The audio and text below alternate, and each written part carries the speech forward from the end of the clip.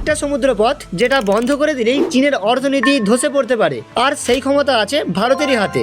দেখুন এই সরু জলপথটি, যেটার কিছু জায়গা এতটাই সরু যে এখানে ট্রাফিক জ্যাম হলে পুরো বিশ্বের তেল পরিবহন আটকে যেতে পারে। চীনের প্রায় 80% তেল এই পথ দিয়েই আসে, অর্থাৎ এই পথটাই চীনের জ্বালানির লাইফলাইন।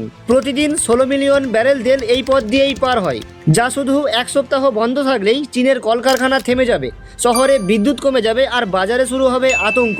একে বলা হয় মালাক্কা ডিলেমা, চীনের সবচেয়ে দুর্বল পয়েন্ট। কিন্তু কে বন্ধ করতে পারে এই পথ?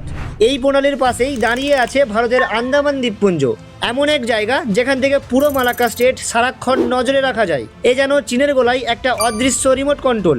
এই কারণেই চীন মরিয়া হয়ে নতুন সমুদ্রপথ খুঁজছে ভারতের নিয়ন্ত্রণ থেকে বাঁচতে। কিন্তু এটা শুধু ভারত চীন ইস্যু না, এই প্রণালী বন্ধ হলেই জাপান, কোরিয়া, সিঙ্গাপুর সবাই জ্বালানি সংকটে পড়বে। প্রতিদিন যে তেল এই পথ দিয়ে যায় সেটা আটকে গেলে বিশ্ববাজারের দাম হঠাৎ বেড়ে যাবে, মানে আপনার পেট্রোলের দামও রাতারাতি বেড়ে যেতে পারে। তাই মালাক্কার এই সরু জলপথটা পুরো এশিয়ার এনার্জি সুইচের মতো।